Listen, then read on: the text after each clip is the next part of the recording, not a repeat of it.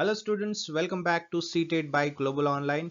So if you are preparing for the CTET examination, upcoming CTET examination for paper 1 on paper 2, CDP is compulsory for both the paper, right? So in this session, I'm going to explain you all the 30 plus MCQs on the CDP subject, CDP chapter, which is maximum scoring subject, right? So I expect all the students who are seriously preparing, you will watch this video till the end because this is the best formula to maximize your score in the examination. Okay, so you will definitely increase your score in the exam and you will be qualified. Correct? So watch till the end and share maximum as you can. See, the questions in the CTET examination are tricky. These are questions which will give you a chance to think on it and answer. Okay, like this question which was asked in the December 2024 examination. Okay, while participating in a sports competition in a class, Tanuj tells his friends that he will participate in the javelin throw and his sister can participate in the jump rope. Why? Because she is a girl and girls cannot throw javelin. Okay. This depicts gender constancy, gender equality, gender equity, and gender stereotyping. So this scenario is saying something about these options. Okay. So which is the correct option which is stating this situation? Basically, this Tanuj is saying, I am the boy and his sister is a girl. So both are having a different muscular power, right? So as a girl, she cannot throw javelin, and as a boy, I can do, right? So what is it? Is it gender constancy, equality, equity, or stereotyping? It is nothing but this stereotyping, gender stereotyping. Okay, see here why it is, because Tanuj believes that only boys should take part in the sports like javelin throw. Okay, and while girls should do something like a jump rope and all. This belief is not on ability, but it is on the idea of boys and girls are supposed to be different things. Okay, supposed to do different things, right? And that is because just because of gender. Getting it? And this kind of thinking is called gender stereotyping. That is why option 4 is correct one. Clear? Like it means assuming certain roles, qualities, or actions are meant for only for the boys, not for the girls, right? Without considering what each individual is actually good at or interested at. Getting it? For example, boys are strong, they have a muscular power, okay, and girls are delicate. Okay, this is the stereotype. Or sometimes we saying that girls should dance, boys should play football is type of stereotype. Clear? But in reality, what is happening? We all know that in real life, anyone can be strong, right? Anyone can do any activity, no matter their gender. Okay, what is matter? That person's skills, interest, and efforts. Okay, so stereotyping is what that differentiate things that is happening in this situation. Clear? Next question. While divergent thinking dot dot dot, convergent thinking dot dot dot. Options are, both of the options are given, like two blank things are given in the question and the two answers are given in the one option. Okay, like first option is saying about the encourages multiple answer and second is there along with that is a fixed on the one correct solution, right? Second option is fixed on a one current solution, encourages multiple answers. Third, promotes mathematical abilities, promotes verbal abilities. And fourth, promote verbal abilities and promotes mathematical abilities. Okay, you can give your answer in the chat box as well. Okay, so right answer of this question is option 1, that is encourages multiple answers and is fixed on one correct solution. See, while divergent thinking involves generating many different ideas or solutions to a problem. Okay, it is a open-ended and encourages creativity as well. For example, we can say what are all the possibilities uses of a brick? Getting it? That is the divergent thinking. Or we can say there is no single correct answer. The goal is to think broadly and explore many options. That is divergent thinking. Okay, many different ideas and solutions can be happen. That is why multiple answers can happen in a divergent thinking. Along with that, convergent thinking is different, which focuses on finding the single best or correct answer to a problem. For example, solving a maths problem where there is only one right answer is given. Okay, only one answer is there. Okay, it involves logic and accuracy as well. That is the convergent thinking. So divergent is a vast, okay, and convergent is a specific. Getting it? We can say divergent thinking encourages many possible answers, right? And convergent thinking focuses on a one correct answer, the best answer. That is why option 1 is correct. Second option is totally opposite to the first. Third one is little bit correct, but not totally correct. Getting it? As it is saying about uh, promotes mathematical abilities, getting it, and promotes verbal abilities. But divergent thinking is not a singular, right? It is a vast, it is a multiple answers. So mathematical abilities, that means a single solution. So that is why option third is not correct, and fourth is totally opposite to that. Clear? So option 1 is exactly correct answer. Next question: which of the following statement about inclusive education is not correct? Right? Option 1, inclusive teaching means teaching in a ways that do not exclude. Okay? Second, inclusive teaching means adopting pedagogies that supports needs of all learners. Third one, an inclusive classroom accommodates differences in a language styles and promotes collaboration. And fourth option, an inclusive classroom centers around fixed curricula and standard assessment. I know you may have confused about this. I'll explain it. Just try to answer in a chat box. So I will explain definitely.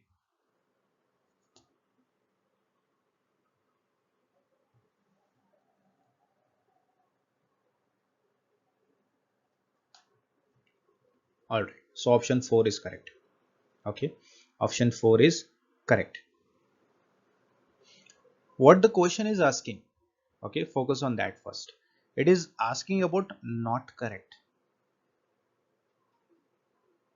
It is asking about the which of the statement is not correct about the inclusive education. Right? Inclusive education, that means ensures that there is no student is left out due to their background, ability or learning styles. That is called inclusive. Okay, so everyone should be including in that. That is inclusive education. So first statement, inclusive teaching means teaching in a ways that do not exclude. Obviously that is correct about inclusive education, right? It is saying about teaching in a way that do not exclude. That means the thing which is not excluding, which is not letting out anything, everything is included. Okay, that statement is talking about everything is included. That means it is not excluded. Getting it? So first statement is correct, but the question is asking which is not correct. First statement is correct. Inclusive teaching that ensures there is no student is left out due to their background, learning styles, ability and all. Second statement is also correct. It is talking inclusive teaching means adopting pedagogies that supports needs of all learners. Obviously, it is also including all the styles, all the students, okay, irrespective of their uh, different things. Okay, that is statement 2 is correct. It refers to using teaching methods that help every type of learner, right, including disabled, the language barriers, learning difficulties. Every student is adopted. Okay. Third, in inclusive classroom, accommodates differences in languages, styles, and promotes collaboration. That is also correct. This statement is also talking about the inclusion, right? An inclusive classroom respects diverse language, communication styles, and also encourages to learn more, right? Cooperate with everyone. irrespective of their differences. Clear? Only the fourth statement is not correct about the inclusive education. Okay, that is saying fixed curricula and standard assessment. This is not correct. Inclusive education does not rely on rigid curricula. Getting it? It is not fixed curricula. It is flexible. Always it is flexible. Okay, and one size fits all assessments. That is not happening. That is not happening in the uh, inclusive classroom.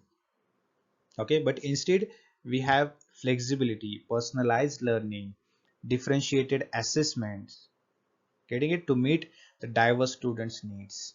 So that is why the fourth option is not correct regarding to inclusive education. Clear? Next, this is statement based questions. Assertion and reason is given.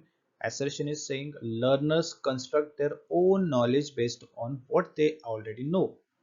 Okay, and reason is saying finding patterns and making linkage with the previous knowledge helps learner to process information meaningfully. Okay, now you have to think and answer whether this both statement are correct or only one statement is correct. Okay, options are like A and R, assertion and reason, both are correct, and reason is the correct explanation of assertion.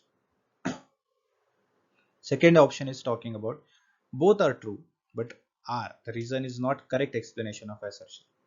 Okay, because in type of this question, this type of question is asking like a assertion is given and reason is given. That reason should be correctly explaining about the assertion. Okay. Third option, A is true but R is false. And fourth option, A and R both are false. Okay. So what will be the correct answer of this question?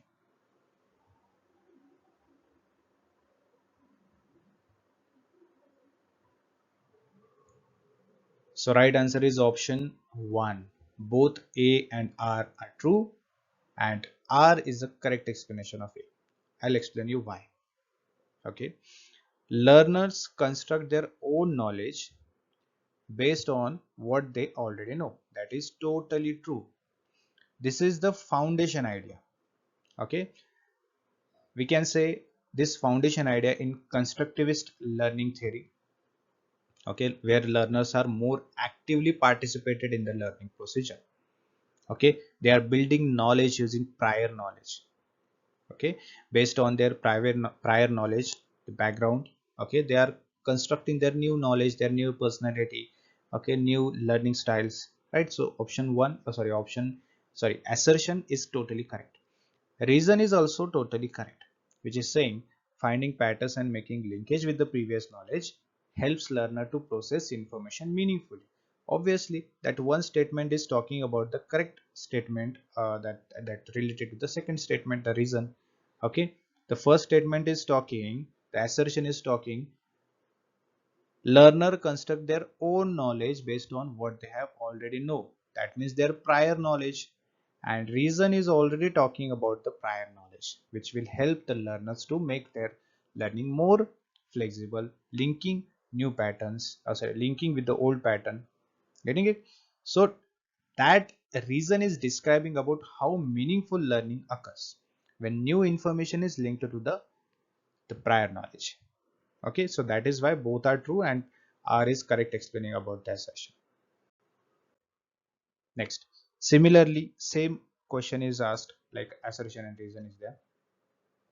Assertion is talking about childhood is experienced differently by children across cultures. Okay, and reason, children's development is universal. What it is? Option A, both are correct and reason is correct explanation of assertion. Option 2, both are correct but reason is not correct explanation of assertion. Third is A, true, matlab assertion is correct and reason is not correct. Or fourth option, both assertion and reason are not correct. Okay, so right answer of this question is option 3. Okay, assertion is correct but reason is not correct. Okay, assertion is correct, that is talking about the childhood is experienced differently by the children across cultures.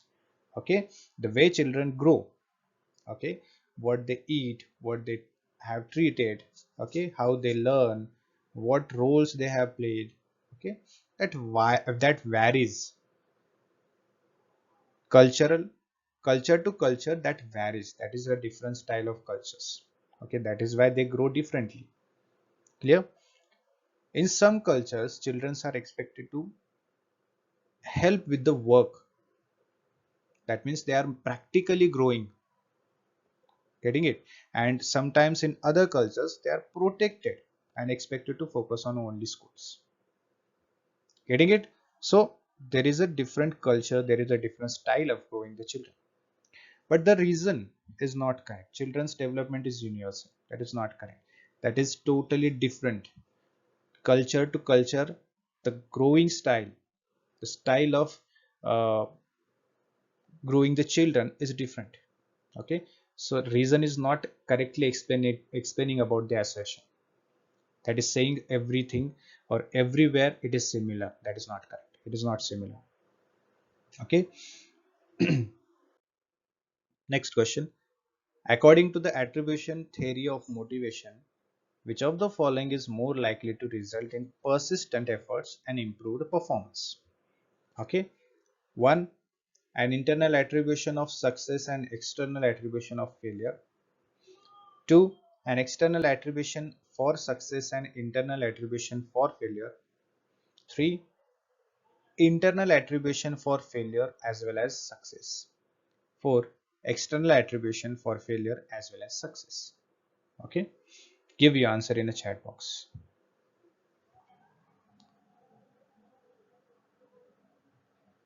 Okay, I'll give you answer. Right answer is option third, that is internal attribution of failure as well as success. Okay. Attribution theory of motivation, which is given by the Bernard Weiner. Correct. That he is explaining about how people interpret their successes and failures, right? And how these interpretations, like attributions we call it, affects their motivation and future behavior. Correct. And in that we have internal attribution and external attribution. Internal attribution is what, which causes, okay, within the person, like ability, efforts and all we call it, right? And external attribution causes are outside the person. That means luck, the difficulty of tasks. That is the thing. Okay. And in this question, the first, second and fourth is not correctly explained. Third is correctly explained, that is internal attribution for failure as well as success. Okay, this is the most productive one. How? When students believe that success will come from their own ability or efforts, they feel confident, obviously, right? And when they believe that failure happens because of things that they can control, like their own efforts, like low efforts, they are motivated to try harder next time. Getting it? So according to attribution theory of motivation, okay, which of the following is more likely to result in persistent efforts and improved performance? How it will reflect your performance, how it will reflect your success? That is the internal attributions, which will reflect directly. Clear? Next, which of the following is a key principle of progressive education? Standardized testing is the best way to measure students' learning, or students should be passive recipient of knowledge from their teacher. Learning should be based on the authentic task. Curriculum should be predetermined and universal. Okay. The right answer is option 3. Learning should be based on authentic task. Okay. See, the progressive education we call it is a educational philosophy that is developed and promoted by the thinkers. Okay. Like we can take a John Dewey is there. Okay. It focuses on holistic development of education or learning, where the learner, okay, and active participation of a learner, we assume that over here. Okay, the critical thinking, the real world relevance is available in this progressive education. Okay, we call it.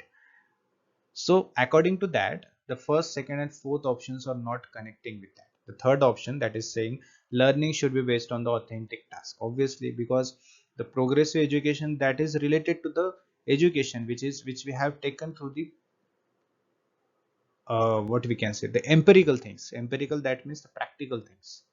Okay, so tasks which are actually in a practical way, that will help you out to learn better. Okay, this aligns with the core progressive education, that authentic task. Okay, which encourages students to solve real life problems, meaningful projects. Clear? So that is the correct answer. Next question. Reasoning, thinking, and problem solving are explained in which aspect of development? Social development, cognitive development, moral development, or motor development? Okay, it is in cognitive development. Clear? Next question. Lev Vygotsky proposes that is more important for self-regulation in children. Disequilibrium, inner speech, adaptation, and organization. It is inner speech. Okay, so Lev is talking about the inner speech. Okay, according to him, okay, inner speech, that means talking to oneself mentally. Okay, that will help children to guide their own behavior, control their own behaviors, their impulses. Okay, develop their self regulations. That is why the second option is correct. Again, the assertion and reason question is there.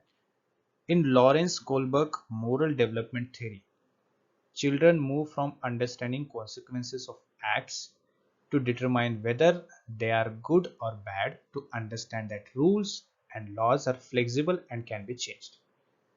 Reason. Lawrence Kohlberg argues that moral development occurs progressively in stages. Okay, this is quite tricky. Choose your answer. It is in on your screen. Okay, A, B, C, D, whatever it is, just give your answer.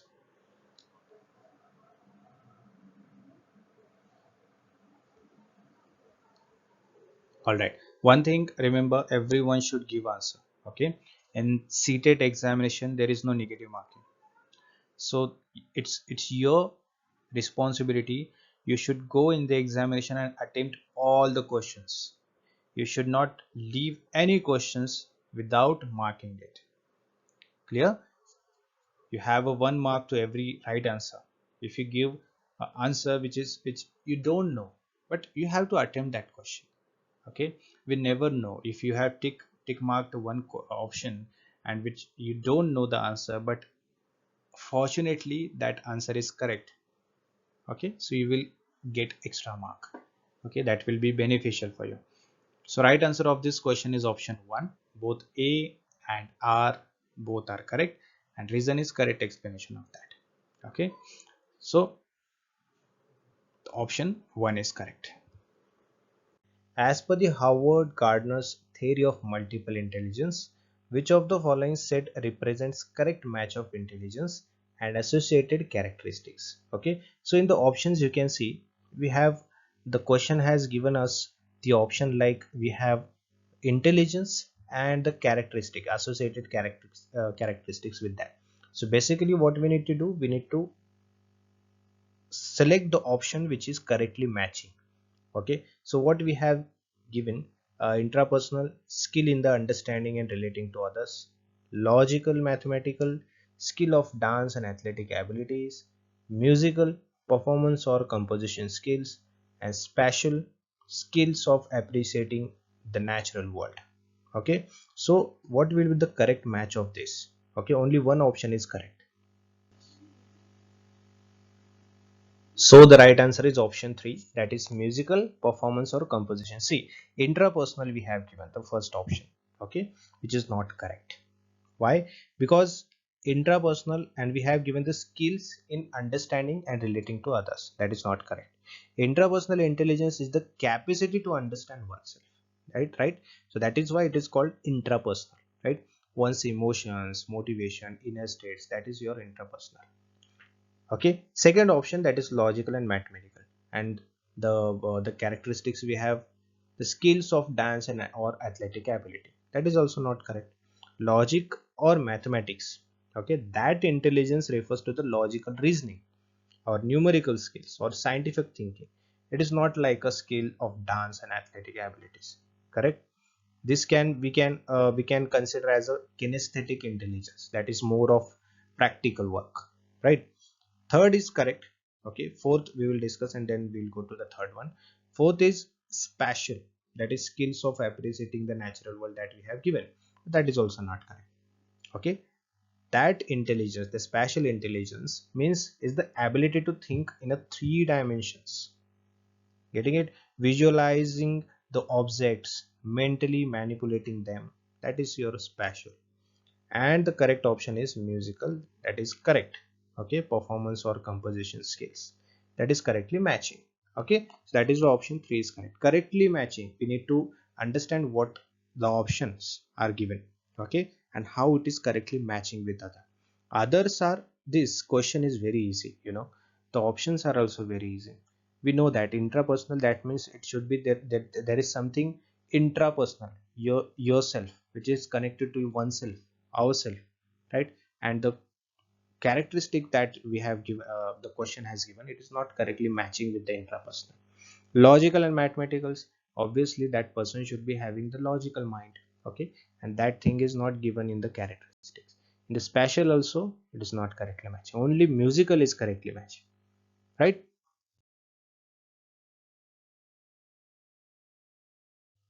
Let's move to the next one.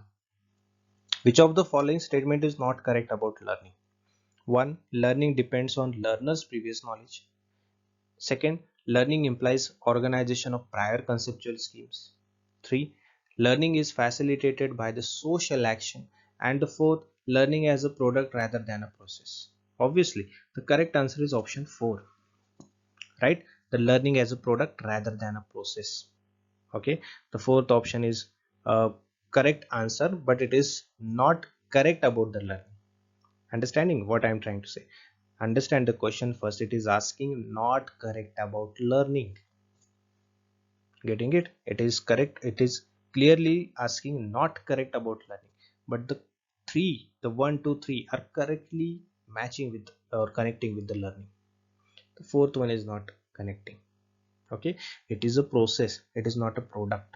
It is not a finished good. It is not a limited one. It is a continuous process, right? So if the sentence was like that, learning is the process rather than product, then it could be having the correct answer.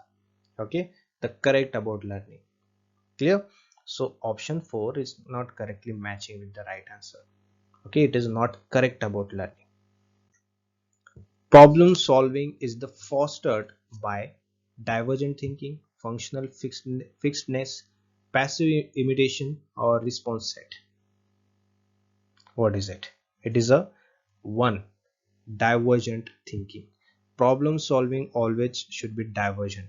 Okay, thinking from the all the aspects, multiple directions, right? Generating many possible solutions about the problem. That is called divergent thinking. Clear? So problem solving always should be thinking from the all aspects. Okay, different directions. According to the Kohlberg theory of moral development, at what stage are children self-centered and see their own benefit in doing something? At the first stage in the first level, at the second stage in the first level, at the third stage in the second level, or at the fifth stage in the third level. So before that, you need to understand, you must know the Kohlberg's theory first, then you will be able to understand. Okay, so the right answer is option second. Clear? Option second is the correct one. Clear? The first level, pre-conventional level or pre-conventional morality level, that is the first level of this Kohlberg's theory model, moral development. Okay, the second is conventional morality, third is post-conventional morality.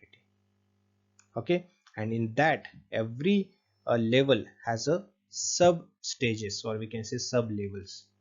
Okay, like in the first level pre-conventional morality there are two stages, in the second one there are two stages, in the third one there are two stages. Okay, or so overall 6 stages are there.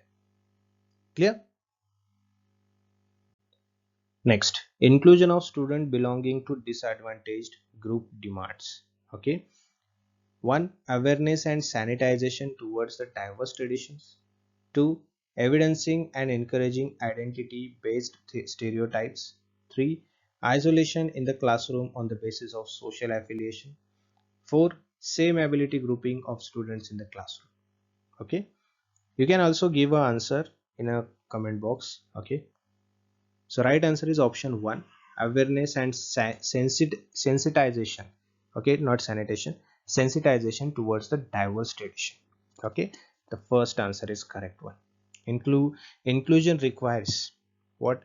Teachers and peers to be aware, sensitive, right, respectful of different social, cultural, economic background. Getting it? So awareness, that is the sensitization. Okay, it should be very sensitive, it should be very aware about the things, it should be very respectful about different things. Okay, if anything, any terms in a social, cultural, economic background, it is differentiating, you should respect all the points. Okay, from all the aspects. Clear? And you should, as a professor, as a teacher, sorry, as a teacher, you should promote the equality, the dignity. Okay, so that is the correct one, the first option is correct.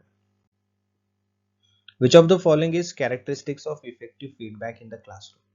Okay, what the question is asking, the feedback that we get in from the students in the classroom, so what thing or what option will be the correct or effective feedback?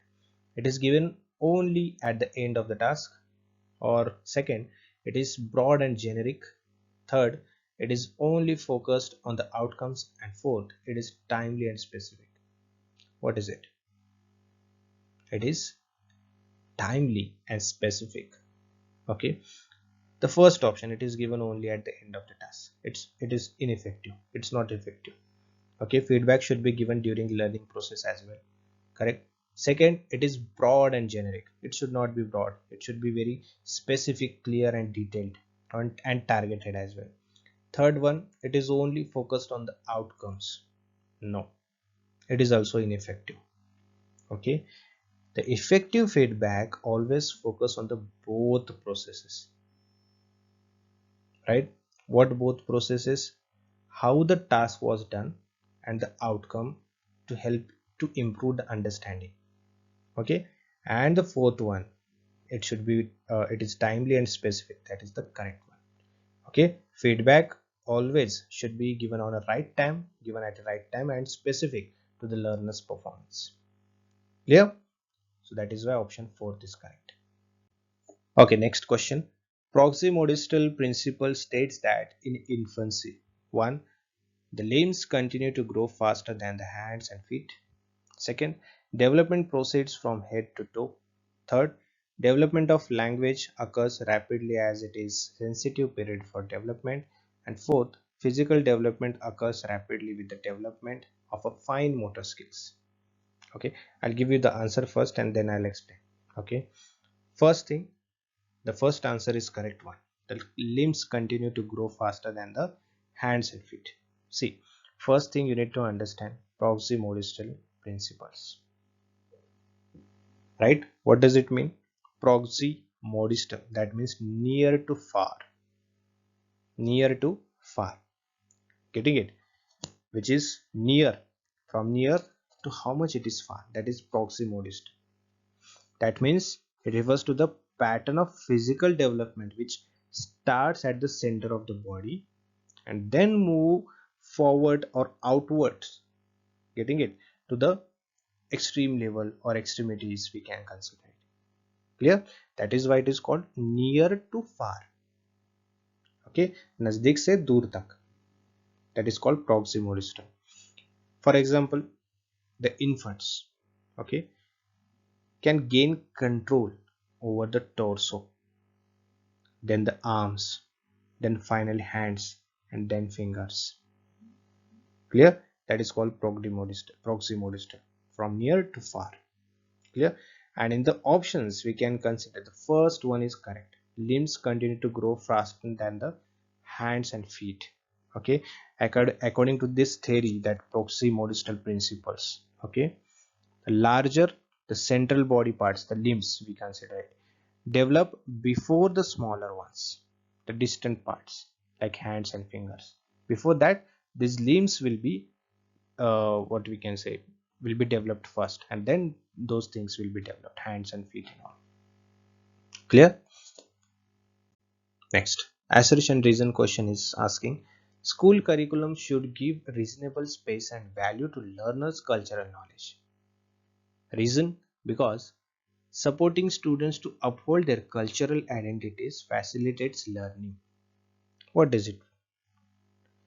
Is it correct? Both the correct or not? Just give your answer in the chat box.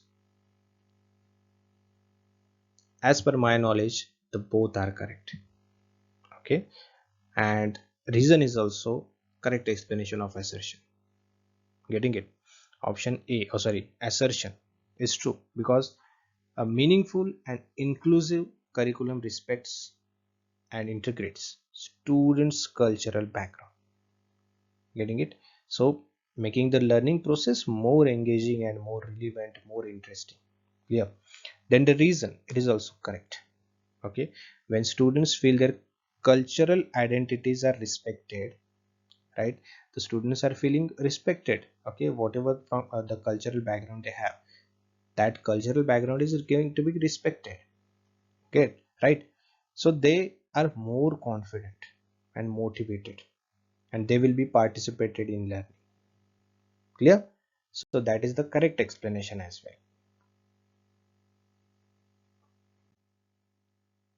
Which of the following is a typical characteristic of dyslexia? Dyslexia is a disease. Okay, so what is the characteristics about dyslexia?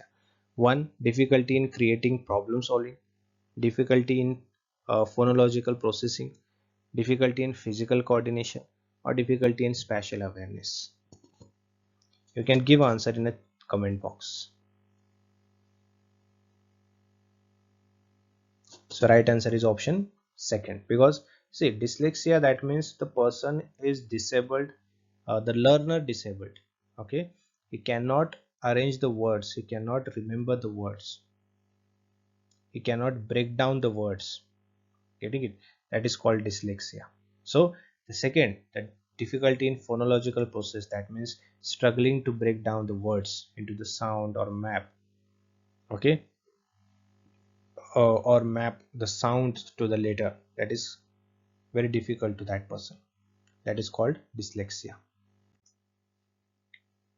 Which of the following would not be characterized as a formative assessment? Okay, we have formative assessment, summative assessment. Okay, so as per the formative assessment, which statement could not be correct one? One, an assessment given at the beginning of the new concept to determine students' prior knowledge. Second, an assessment given during the class to provide ongoing feedback to the students and teachers. Third one, an assessment task that is helpful in comparing students as per a standards set of criteria. Fourth one, an assessment used to identify misconceptions in a student's learning. Right? So we need to understand what is the not correct characteristic of a formative assessment. So option third one is not correct. Okay, because see, the assessment, sorry, an assessment task that is helpful in comparing students, the comparison of students is not good. Okay, and basically the assessment task that is helpful in comparing students as per a standard or set of criteria, when we do this, okay, it describes the summative assessment, the standardized assessment. Okay, ranking, grading, that is only happens at the end of the syllabus or end of the exam. Clear? That is the summative, it is not formative. Which of the following types of questions can help assess a student's ability to evaluate information critically? So that means what kind of question you can ask the students to understand their ability to evaluate something or evaluate information critically. Okay, so you will able to understand how critically the students can what we can say, evaluate, right, or they can think, right? So what kind of question can be asked? 1. Questions that ask for a simple definition of a term. 2. Question that ask for the student's personal opinion. 3. Question that ask for examples that validate the text. Or 4. Question that ask for summary of a text. See, the right answer is option 3. Okay. First thing we need to understand,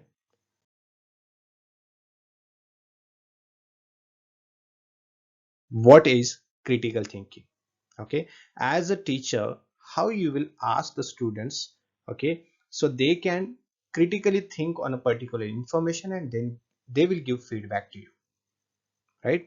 So when we ask students to give examples that supports or validate a text, we are asking them to apply what they read and evaluate if it makes sense. So that means basically you're telling students to apply what you have studied. Okay, whatever you have written, whatever you have studied, just apply this in your real life and get examples and give it back to me, give a feedback on that. So you will able to, as a teacher, you will able to understand, okay, you will able to assess the students ability to think critically. Clear? That is critical thinking. What is critical thinking? Evaluating, or we can say applying the study, whatever you have studied, you are just applying with the real life. That is your critical thinking. Clear? So first option, question that asks for simple definition of a term. Okay, that question that does not or don't foster critical thinking, it will not allow you to think critically. Okay, this kind of questions, this type of question only test basic memory or recall, right? So this is not critical thinking. Secondly, the question that asks for students personal opinion, okay, that is also not, that is quite similar. Okay, but opinions are important, but just giving an opinion does not always show evaluation skills. Correct? So that is why this is also not correct, and option C was correct, right? Option D, questions that ask for summary of a text. Okay, summarizing versus evaluating, that is that there is a difference between these two. Summarizing, that means the student has to understand and restate the main point of a text. Okay, it's a good skill, but it mostly checks comprehension, not evaluation. Clear? That is why it is not the correct one. Clear? I hope you have understood now. The C option is correct, that is correctly stating how you can able to understand, able to assess the student's ability of critical thinking. Clear? Next question, impairment is a dot dot dot condition while disability is a dot dot dot condition. Okay, one, biological and functional. Second, functional and biological, that is a totally opposite to it. Third, operative and physical. And fourth, social and psychological. Right? So as per the question, impairment is a biological and disability is a functional. Clear? Here I will explain you. Impairment, it is a biological condition. Right? What is it? Impairment is a biological condition. This means it is related to the body. For example, if someone has damage in eyes, ears, or limbs, that is a biological issue. Okay, it is a physical, medical, and often caused by injury or illness. So impairment is totally related to the biological condition. Okay, and other hand, disability, that is a functional condition. Okay, look at this picture, the person is functioning something, he is doing something, right? That refers to the how that impairment affects the person's day-to-day life. Getting it? For example, due to visual impairment, a person may not be able to read normal print. Clear?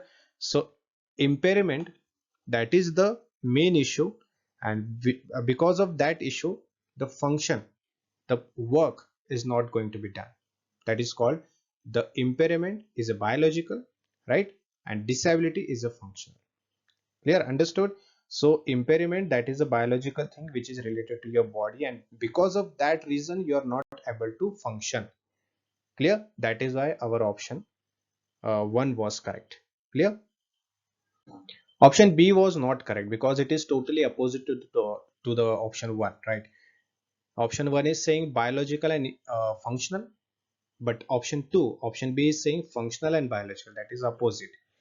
Option C is saying operative and physical, which is wrong. Why it is wrong? Operative is not right because it is directly regarding the disability, right? Impairment, it is not related to the impairment. Impairment is biological, but operating, that means the disability of functioning. Clear? Working, active, that means the functioning, and physical, that means it is related to biological. That is totally connected with the option B. Clear? Operating, that means functioning, and physical, that means biological, right? That is why it is not correct. And D, social and psychological. Okay, impairment is a social. Okay, that is totally wrong. Impairment is a medical or biological issue, it is not social. And disability is a psychological. Okay, that is also incorrect because not all disabilities are psychological. Correct? So they can be physical, sensory, or intellectual, but not totally psychological factor. Clear? Next one, which of the following aptly defines relationship between cognition and emotion? Right? One, cognition and emotion are two independent systems. Emotion and cognition are interdependent on each other.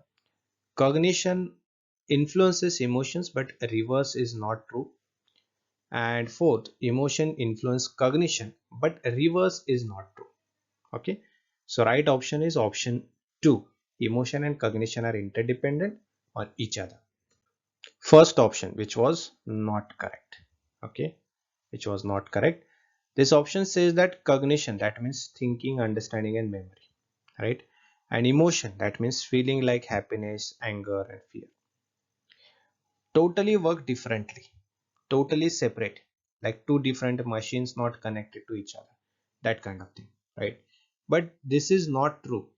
Modern psychology and neuroscience say they are closely connected. How? For example, let's understand. When you are nervous for an exam, your thinking might slow down. So clearly they are not working in isolation. With the pressure, right? You will not, your brain will not work.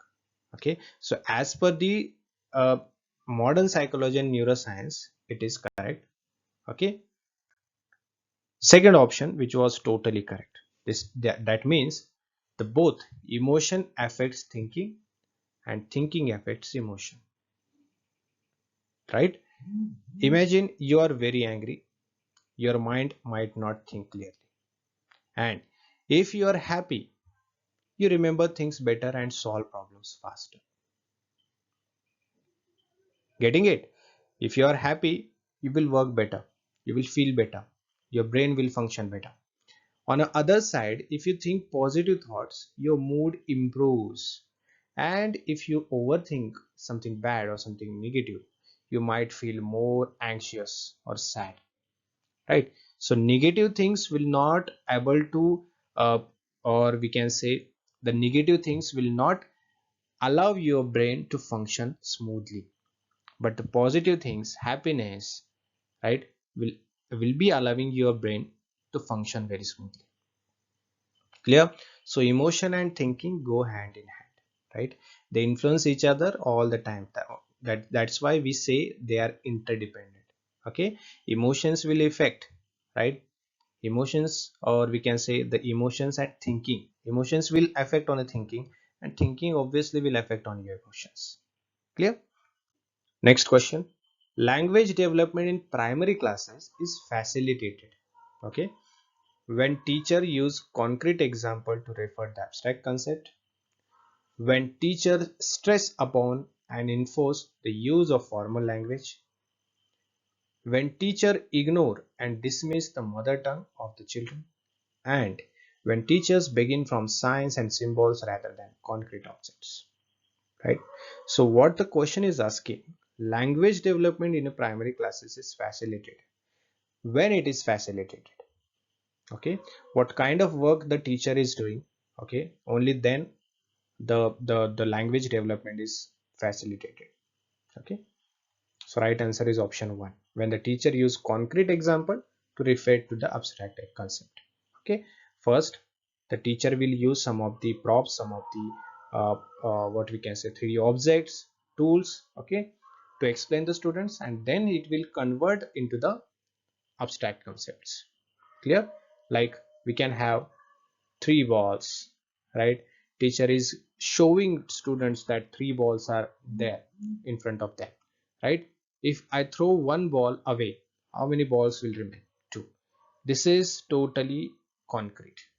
And how it will convert it into the abstract? 3 minus 1 is equal to 2. This is your abstract. Clear? Let's understand better from different examples, right? Effective language teaching approaches for primary students. Okay, when teacher used the concrete example to refer the abstract concept, that was the first option which was correct, right? So what does it mean, right? When we teach children something difficult or abstract, like emotions, time, or ideas. Oh, okay. So basically, we are trying to teach students, the children's basically something difficult thing, which is maybe not understandable to them very quickly, right? So how we can explain those things to the children? So we should give them a real or simple examples that they can see, touch, or relate. For example, what we can do, instead of just saying freedom, we can tell a story or show a picture of a bird flying in the sky. So that means the bird is free. The bird is feeling freedom. Okay, he's experiencing his freedom, right? So basically, what happens when children is in primary classes, they understand better through the what they can see and what they are doing, right? Their thinking is very much connected to the real world. Correct? So by giving them concrete examples, we make abstract ideas easy to understand. This helps in faster and clearer language learning. Understanding? So basically, we should show them by doing something. Okay, so they will understand better. Next question, which of the following correctly describes intrinsic motivation? That means internal motivation, right? One, motivation that comes from external rewards, motivation that comes from personal enjoyment of a task, motivation that comes from competition with others, and motivation that comes from the fear of punishment. Obviously, the second option is correct. External. Okay, the word directly is written in your option which is external, that is not correct, right? Because the question itself is asking about the intrinsic, that means internal motivation. Okay, so external is excluded. Motivation that comes from competition, that is also external. Okay, it is not internal. Motivation that comes from fear of punishment, that is also external. Okay, someone is giving punishment, that is coming from outside. Competition is doing with the another one, that is also outside. Okay, the personal enjoyment, okay, if you are enjoying doing something, work or doing something, anything you are enjoying with that, that means it is personal. So it is what it is, internal. Intrinsic, that means internal. Okay, so second option is correctly matching with the question. So right answer is option second. Okay, next question. See, this kind of questions are most easy because some of the students may what we can say scared of this kind of questions, the big questions. But personally, I feel this is very easy because more options you have. Okay, when you have more options, at least one or two options you must be knowing, and that is enough for understanding the right answer. One or two, any one or two options, if you know from that kind of questions, you will be able to answer. See, what is, which of the following are examples of scaffolding? Okay, so scaffolding you must be understand first. Okay, then only you will able to understand. So I just told you one or two options, if you know, then you will able to answer. Think aloud, prompt and cues, questions, half solved examples, rote rehearsal. Okay, so right answer is option 3, that is A B C D, not E. E is not connected with the scaffolding. Clear? First we will understand what is scaffolding. Okay, this is the theory, right? See, scaffolding is a teaching strategy where the teacher gives temporary support, right? Which in which the students learn something new. Just like how a scaffold support a building under construction, teacher give help until the students can do it on their own. Clear? So basically, what is scaffolding? Teacher is just supporting you. Okay. Rest of things you need to do yourself. That is scaffolding in basic word. Clear? Think aloud. That is correct one. The teacher says their thoughts out loud while solving a problem or reading. For example, while solving math sum, the teacher says, I need to abstract here because it says how much more. Why it's scaffolding? It shows the thinking process to the student and help them to learn how to approach a task. Right? So basically, the teacher is not totally open to the student. Okay, teacher is trying to let the student do something. Getting it? That is scaffolding. He's just giving support to the student. Secondly, prompt and cues, that is also correct. Giving hints or reminders, okay, that will guide the students. Only giving the hint, not answer. Just giving a hint to the student, that is kind of support. Clear? Questions. Asking guiding questions to make student think. Okay, so basically as a teacher you are just asking the questions, okay, and the answer of these questions will be the hint to the students. Clear? So that kind of questions the teacher is asking. Then half solved examples, giving partially completed examples and asking student to finish it. That means rest of things the students need to do. That is the scaffolding. Clear? Only the last, the rote rehearsal is not correct, which is not what we can say connected with the scaffolding. Okay, rehearsal, that means repeating again and again something again and again, right? Memorizing it. Clear? So which is not scaffolding. Clear? Next question.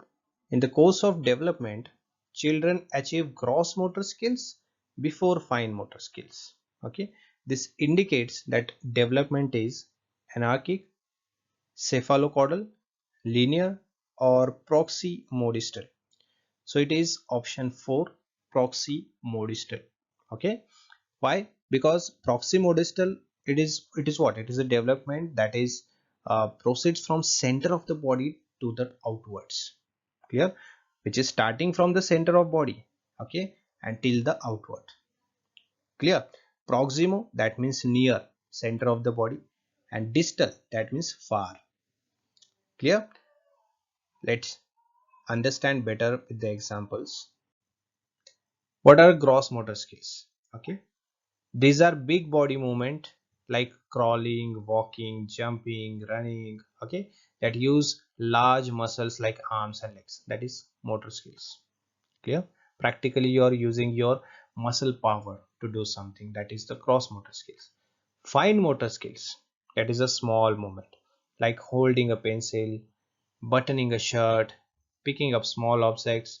They need control over fingers and hands. Okay, that is also using a muscle or your body power, but the small things, the less power. Clear? So what does it mean when gross motor skills come before fine motor skills? It shows that children first learn to control the center of their body, like shoulders and arms, before they can control outer parts like fingers and toes. Clear?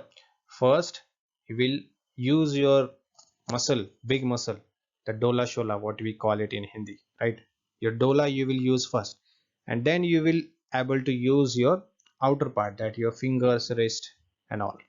Okay, so that is the meaning of first gross motor skills and then fine motor. Clear? Okay, so you must be wondering what about other options. Okay, I'll tell you. Anarchic means disorderly or without any rule, or we can say without any system. Okay, no system.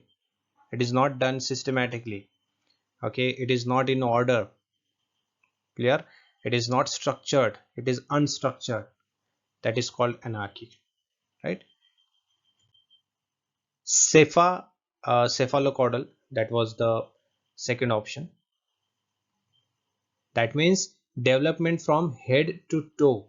Example, babies control their head and neck first and then arms. Okay, then legs. This is also correct pattern, but it explains top to bottom growth, not center to outward. Clear? Linear. Linear means straight line or step by step, right? Development is not always straight line, sometimes fast, sometimes slow, and it happens in stages and areas. So this is not the right. Next question. As per Jean Piaget theory of cognitive development, which of the following ability distinguishes, that means differentiates, concrete operational thinking from pre-operational thinking? Okay. Coordination of senses, decentering, hypothetical reasoning, or object permanence. Okay. So this is homework for you. You need to answer to this question in a comment box. Okay. This is homework for you.